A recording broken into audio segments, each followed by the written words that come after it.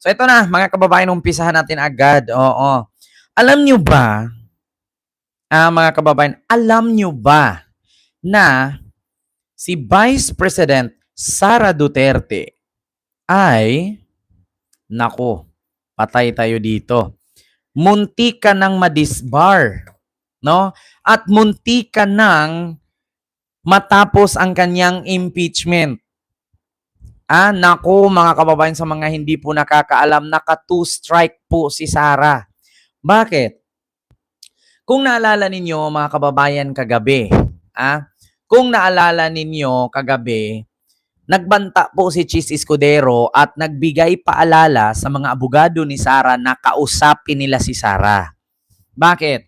Kasi po sa mga hindi nakakaalam at lalong-lalo ng mga DDS, mga bobo, si Sara po ay under trial.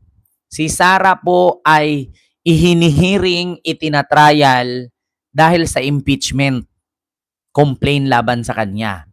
So ngayon, mga kababayan, alam ni Sara na bawat sabihin niya, bawat birada niya sa mga kongresista at sa mga senator judge na hindi niya kaalyado ay may possibility ito, mga kababayan, na pag-initan siya at talagang makonvict siya. Kasi under trial pa nga eh. At may possibility na magmulta pa ang kanyang mga abogado. Mga kababayan.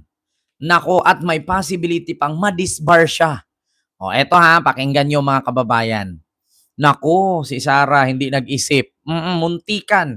Muntikan talagang madisbar, mga kababayan. Eto pakinig ko sa inyo Trial by publicity, bawal na. Yan ang sabi ni Chis Escudero kahapon.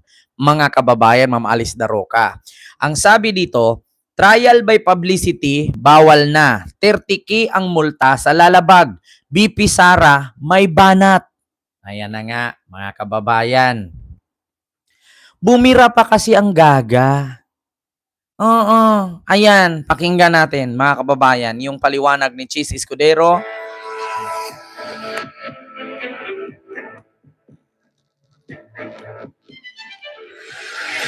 Sa 19th day ng impeachment trial ni VP Sara, mahigpit nang ipinagbawal ng Senate Impeachment Court ang umano'y trial by publicity. Pero ang bise, bumuelta pa rin laban sa umano'y political theatrics ng prosecution.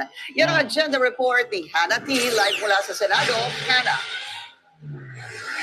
Pinky, sa gitna ng babala ng Senate Impeachment Court pagdating sa pagtalakay sa publiko ng merito ng kaso, naglabas din ng pahayag itong si VP Sara kaugnay ng kanyang impeachment case. Nangingisda raw ng ebidensya ang House prosecution sa gitna ng paglilitis at binatikos din niya ang umano'y political theatrics sa impeachment trial. Ayan, kung narinig nyo, mga kababayan, sinabi yon ng Bilyonaryo News Channel. Sa mga hindi po nakakaalam, no, sa madaling salita, bawal po talaga si Sara magbitaw ng mga salita na against sa Senado, against sa prosecution, at against sa mga nag-complain sa kanya. Bakit? Kasi, mga kababayan, sa madaling salita, kapag ka nag-react ka, guilty ka. So kapag more on bira ka ng bira, hindi ka titigil, matitigil yung impeachment, matatapos agad yan. Kasi bakit ganito yan mga kababayan? Natural, yung impeachment na yan, kaya ginawa yan sa Senado kasi si Sara po ay politiko. So, publiko po ang bumoto sa kanya at lagi nilang pinagmayabang na 32 million. So, kailangan i-hearing, mapanood ng 32 million at yung mga ayaw sa kanya. So, ngayon, mga kababayan, nasa batas po kasi na kapag ka ikaw ay hinihearing or under trial, under investigation, yung mga akusasyon laban sa'yo, ay dapat wala kang sasabihin. Ngayon, kung sinabi nung nagbintang sa'yo, si Sara, magnanakaw yan, sabi ni ganito, sabi ni ganyan, dapat manahimik ka lang. Bakit? Kasi kung may ebidensya yan, di ba, Kung may ebidensya yan, doon ka nakabahan, doon ka na matakot. Pero kung walang may pakitang ebidensya yan, sa madaling salita, ngitian mo lang. Ngayon, bakit ka nasasaktan sa mga sinasabi ng mga nag-akusa? Kung alam mo sa sariling malinis ka, huwag kang mag-react. Kung alam mo sa sarili pala na fishing expedition ang ginawa nila, manahimik ka lang. Bakit? Bakit ka umaaray? 'Di ba? Gano'n 'yung kadali eh. Bakit ka umaaray sa mga sinasabi nila kung alam mo sa sariling malinis ka? 'Di ba mga kababayan? Kasi kapagka sinabi nilang si Sarah ganito 'yan, si Sarah ganyan 'yan, ta's nag-react ka, ibig sabihin guilty ka, 'di ba? Kasi sa madaling salita, taong bayan ang kalaban mo diyan eh, hindi ikaw. Hindi si Hindi si Luistro, hindi si Dilima, hindi si Ligutan, hindi si Kapunan, taong bayan. Kung ikaw nga nagyabang kayo, may 32 million bumoto sa'yo. Bakit? Yung 32 million, sa'yo yan. 'Di ba? Meron din namang bumotong 30 million kay Marcos. Huwag mong lahatin na sa'yo yun. Bakit? Ang tao sa Pilipinas noong 2022 election, 110 million. Ang botante ay 65 million. So sa madaling salita, may kalahati pang ayaw sa'yo at may kalahating bumuto sa'yo. Ganun yun. So kung ipinagmayabang ninyo na 32 million kayo, ipinagyabang din namin na may 31 million din kami. 'Di ba? Ganun yun. Ganun kasimple yun, mga kababayan. Ngayon, kung ang 32 million ay papabor sa'yo, pues, kaming 31 million ayaw din namin sa'yo.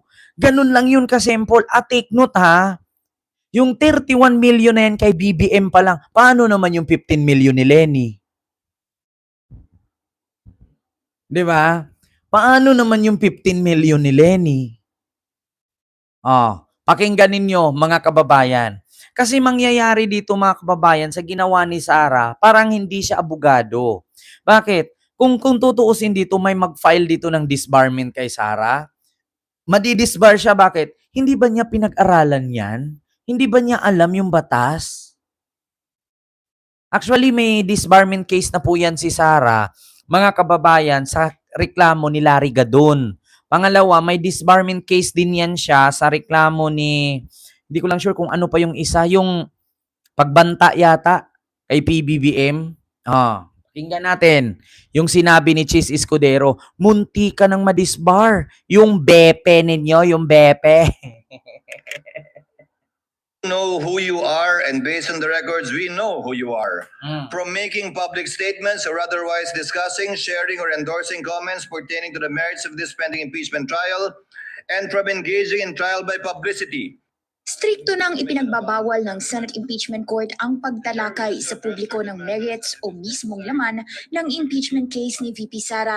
Pero clean slate o tabula rasa ang ibinigay ng impeachment court sa lahat ng mga naunang public statements at conduct na sakop sana ng Rule 18. Ibig sabihin, nag-extend muna ang korte ng grace at liberality bago ang ruling ni Presiding Officer Francis Cheese Escudero. Ngayon pa lang ito full force and effect. Unang pinagsabihan ni Escudero ang kapwa niya senator judges. Pwede silang magtanong ng matindi, itest ang credibility ng witness at himayin ang ebidensya basta ginagawa ito sa loob ng paglilitis, on the record at para linawin ang katotohanan.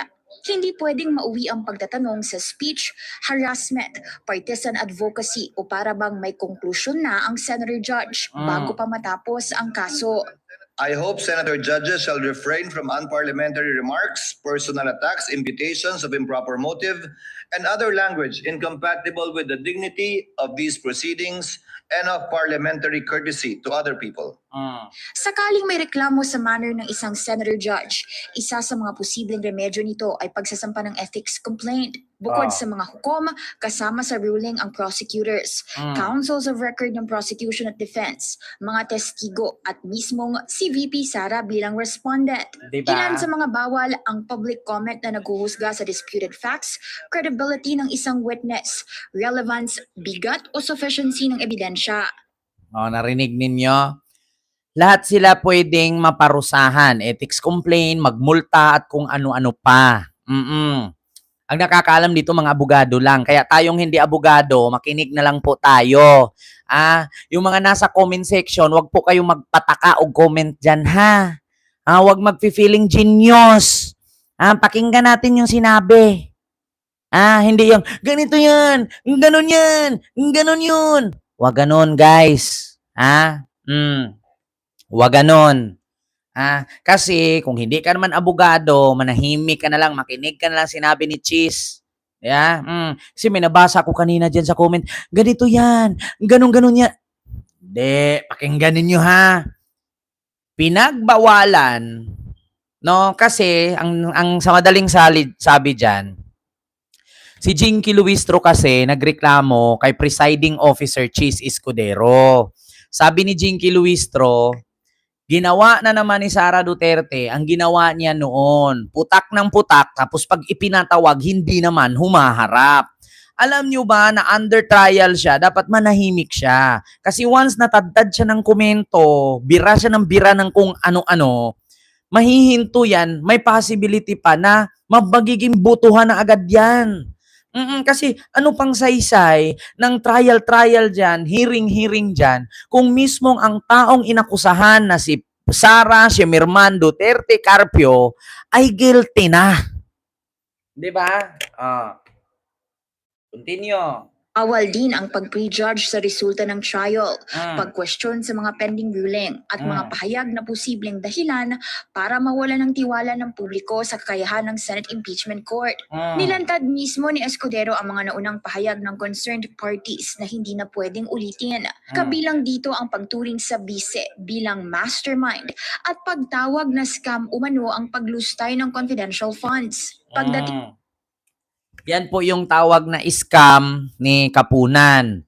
Mastermind ni Ligutan. At bukod dyan, yung kabila naman, yung kampo naman ni Sara, may mga sinabi din sila. Katulad nung ang nasa likod ng pagpapa-impeach, si BBM. Kasi si BBM ang nasa taas. Tapos under ni BBM si ganito, under ni BBM ang NBI, under ni BBM ang ombudsman, ganyan-ganyan. No? Yung pagbibintang ba, bawal yun kasi yung gano'n. Dapat makinig lang. Wala alam nyo, ang ginawa kasi nila dito sa hearing ay parang nagpaligsahan sila, pagalingan. Hindi nila iniisip na sa sobrang kagaling at katalino nila, meron na silang nasabing over the belt na. prosekusyon at depensa. Dapat ebidensya, legal argument at court-appropriate language ang gamitin. Sa gitna mismo ng ruling ni Escudero, naglabas ng pahayag si VP Sara kaugnay ng kanyang impeachment trial. Hinamon niya ang prosekusyon na patunayan ang impeachable offense gamit ang ebidensya at hindi raw insulto, speculation o political theatrics. Tinawag din niya itong fishing for evidence during the trial at sinabing pilit umanong ginagawang kwento ng wrongdoing ang mga bagay na gusto lang maging totoo ng prosekusyon. Tinumbok pa ni Duterte ang mga naging pahayag sa loob mismo ng impeachment court, kabilang ang pagtawag ng isang senador sa witness na stupid, ang pagtawag ng isang abogado sa kanya bilang mastermind of a scam, at ang pagtawag naman sa kanya ng isa pang testigo bilang brat. Para sa bise, hindi raw nagpapatunay ng kaso o nagpo-produce ng ebidensya ang mga ganitong insulto. Sa ilalim ng ruling ni Escudero, mismong ang respondent o si Duterte ay expressly covered ng Rule 18. Pinky, pagdating sa violation, kapag merong bagong reklamong paglabag doon nga sa Rule 18, maglalabas muna yung Senate Impeachment Court ng written show cause order at merong exactly 24 hours ang inireklamo para maghain ng kanyang sagot or explanation. Two-strike rule naman yung parusa ayon kay Escudero. Doon sa first offense, Pinky, public reprimand at stern admonition in open court. At sa second offense naman, pwede nang magmulta ng hanggang 30,000 pesos per violation at posibleng limitahan ang lawyer o party sa pagsasalita, pag-object or pag-examine ng witness doon sa floor. Yung mga susunod pang paglabag ay pwede ring multahan ng about 30,000 pesos din bawat isa. At kung abogado naman yung sangkot, posible raw i-refer ang record sa Office of the Bar Confidant, IBP o Supreme Court para naman sa posibleng hiwalay na disciplinary action. Na sabi ko nga sa inyo eh, talagang mahigpit. Kasi bakit dapat manahimik na lang eh. Ethics complaint, yung splice video ni Pia, bakit wala pa hanggang ngayon? O ayan, ito na. Tama naman si Cheese. Itong isa, tigas talaga ng mukha, binawalan na at kailangan nakailang batikos na siya while ongoing ang impeachment court. Ngayon, nagrarant na naman yan na ang gusto niyang maging presidente. Siya mismo ay sumunod, feeling all above all. Ayan na nga, para panay paninira, bira, pa rin ang bira. Natatakot na maging presidente yung ganyang nakakatakot maging presidente yung ganyang pag-uugali. Walang pinapakinggan. Even the impeachment court, abogado pa naman siya. Ang tanong, abogado ba talaga? Oo, barya ang 30 mula sa bilyon. Talsik na yan. O, di ba? Ma'am, we are still waiting for your blood bath. Na, ayan na. Yung magkapatid, kala nila sa radyo lang sila. Wala nang masabing maganda. Bakit si Sara di mo pagbigyan ng gag order? Si Sara pwede magsalita, batikos pa ng batikos. Sara, maawa ka naman. Yung mga tauhan mo, sila ang naiipit. Dapat ikaw ang magpaliwanag. Which is totoo talaga. Mga kababayan, bakit? Alam nyo, sabi nga ni PBBM, hindi naman sana hahangtong sa ganito eh. Hindi sana aabot sa ganyan kung hindi tumalikod at hinarap at sinagot. Dinaan pa kasi sa kwentong chicherya. Na simple lang naman sabi ni BBM, aminin kung merong ginawa. Ibalik kung merong nawala. Hindi naman sinabing ikulong eh. Kasi bakit? Ang sabi ng COA, ibalik yung mga pera na hindi maipaliwanag kung saan ginamit. Ngayon kung ibalik yun, di walang kaso, walang makukulong. 'Di ba? Ang sabi lang naman ng COA, ipinabalik ng COA. Wala namang sinabi ang COA na ipapakulong si Sara. Simple lang para matapos yan. Kung ako yan kung ako, 125 million na ibalik ko. Oh, kunin nyo, tanginan nyo, di kayo makatulog niyan. Ganun lang. 'Di ba? Bakit kasi ayaw pang sagutin? Bakit kasi ayaw pang ibalik na lang? Dalawa lang naman pagpipilian. Sagutin mo. Oh, pag sinagot mo, wala akong ninakaw, o kung hindi kayo tumigil, ito, 125 million, saksak mo sa baga mo, sindihan mo. Oo. Ganun, di ba? Sabi nga ni BBM, simple lang naman sagutin, harapin. Idinaan pa kasi sa kwentong chicherya. Di ba? Oo. Yun lang naman sabi ni PBBM Aminin kung may pagkakamali, ibalik kung may kinahanap. Wala namang sinabi aminin tas ikulong, wala namang ganun. Kasi sa totoo lang, confidential fund yan. Walang makukulong dyan. Kasi ang mangyari kasi dyan, kung halimbawa, meron kang maling paggamit. Ngayon, pag sinabing mali, sige mali kasi alias, hindi namin maipakita. Para matapos ito, ibalik na lang namin yung pera. Di tapos.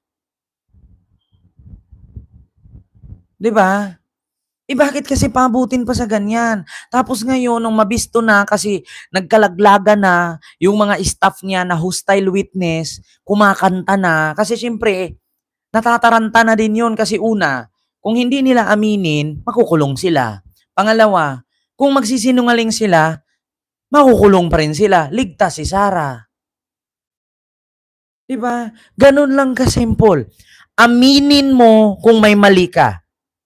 Ibalik mo kung may nawala. Hindi ka naman may kukulong eh. Bakit kasi abot pa sa ganyan? 'Di ba? Ito sabi, yung mukha nila stress na sila kasi malapit na ang 2027, karma ang aabutin. Maganda 'yan. Sige, push pa Inday. Ang hilig ng interview, anong ikaso sa ginawa ni Pia? Ito pakinggan natin. Continue.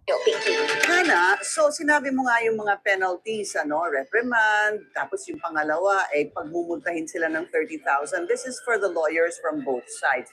Pero sabi mo nga kanina, kahit yung mga senator judges ay pasok din dito sa Rule 18, hindi ba?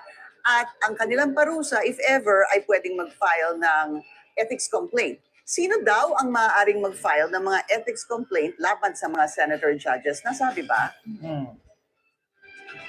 Pinky, hindi explicitly nabanggit kung sino yung pwedeng mag-file ng ethics complaint, no? But from our previous coverages, lalo na doon sa nangyari nga dito kay Senator Judge Pia Cayetano, if we can recall, nagkaroon ng pag-share itong Facebook post si Senator Judge Pia kaugnay doon sa impeachment trial na humantong rin eventually sa isang ethics complaint naman na final ng isang civil society group. So from that coverage or doon sa kung maaalala nating storya na yun, no, anyone can file an ethics complaint laban sa mga hukom or senator judge ng Senate Impeachment Court.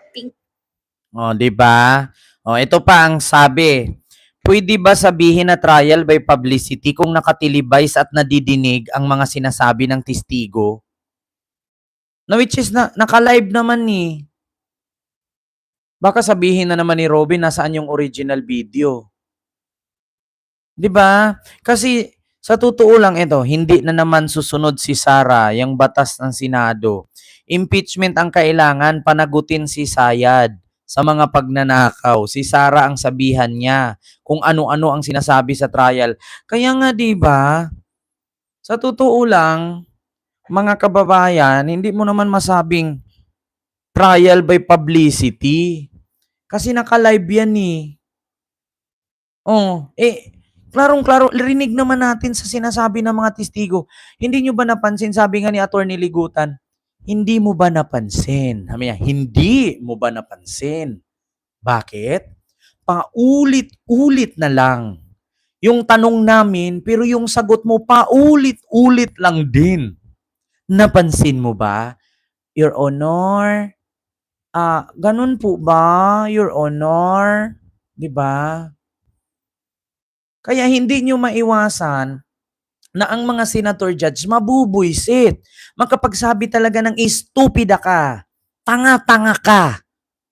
Kahit sino naman, alam nyo sa totoo lang mga kababayan, kung ako nandiyan sa hearing na yan live, kalad ka rin ko, hilain ko sa buhok si Acosta, kalad ka rin ko palabas, umuwi ka doon, tang-ina ka, tanga-tanga ka. 'Di ba? Unang-una pa lang, sinong gagawin ni Acostang ulol? Sinong ang gagawin ni Acostang gago? Ang mga Bisaya, pag nag-aral niyan mula elementary hanggang college, hindi tinuturuan ng Bisaya, nagtatagalog ng i-English. How comes na si Sara Duterte tumanggap ng trabahanting tanga? 'Di ba? Kaya hindi mo maiwasan na ang mga senador nabubuisit. Isa lang naman tanong eh. Bakit ka pumayag na ibigay kay Lacheca ang kwarta at lustayin ni Lacheca na ikaw man ang in charge niyan? Hindi mo ba iniisip kapag hindi maipaliwanag ni Lacheca ang resibo niyan, ikaw ang makukulong? Your Honor, ganun po ba? Putang ina, Gina. Di ba? Tapos yung isa, si Ortonio, bakit ka pumapayag na magbigay sila Checa ng ang pangalan, apelyido, Pagong, Bilat, Utin, Iyot, Lubot. Tapos mag-release ka ng 125 million, tapos ukihan mo, hindi mo ba i-check yung mga apelyido na, meron ba talagang apelyido Bilat? Meron ba talagang apelyido Pagong? Meron bang apelyido Makati Pukiko? Yung Gina Cole, tumuwad siya. 'Di ba? So anong sasabihin mo kung ikaw ang senator? Mapahipikon ka. Kung hindi ka ba naman tanga? Sige, sabihin ko, halimbawa dito, nagla-live tayo, tapos may mag-comment dyan, Sir, paki-shout out, Makati Pukiko, taga Japan. Maluwang Pukiko, taga Japan. Mikoto Pukiko, taga Japan. Iyan palang pag-shoutout mo ngayon, matatawa ka ni. Tapos maniniwala ka na ang pangalan nila, Makati Pukiko, Miluwang Pukiko, Lawlaw Pukiko, Wangwang Pukiko. 'Di ba? May mga ganyan bang pangalan sa Japan? At saka pangalawa, Paano nangyari yun na sila Cheka nag-abot ng pera mula sa confidential fund ni Sara tas ang tumanggap Hapon? So ano to? Yung confidential fund ni Sara ginamit niya sa Japan, sa Hapon? Kasi bakit ko nasabing Hapon? Ikaw ba naman, Makati Pukiko. Luwang Pukiko. Tapos yung isa, ano ba yun? Makati Ako. Meron pang isa, Tomowad. Oh. Diyos ko. Kaya kung ikaw prosecutor, ikaw si Kapunan, ikaw si Ligutan, matutuwa ka ba? Oh. 'Di ba? Siyempre yung mga senador diyan, ayaw ng mga tanga-tanga yan eh. Isa na si Tulpo diyan. Yung dalawang Tulpo magkapatid, mga radio announcer yan eh. Mga mga television reporter yan. So alam nila eh. Gagawin mo pang tanga, nag-aaral pa sila. Okay lang kay Lito Lapid, kahit makangiti-ngiti lang si Lito Lapid, dyan, hindi naman niya maintindihan kay English. Di ba? Si Robin Padilla, hayaan nyo na, ganyan na talaga siya. Oo, kahit mag-sirko balintong yan siya. Wala nang makuan dyan eh. Nandiyon pa, meron pang si Maluwang. Hay nako. Di ba, mga kababayan?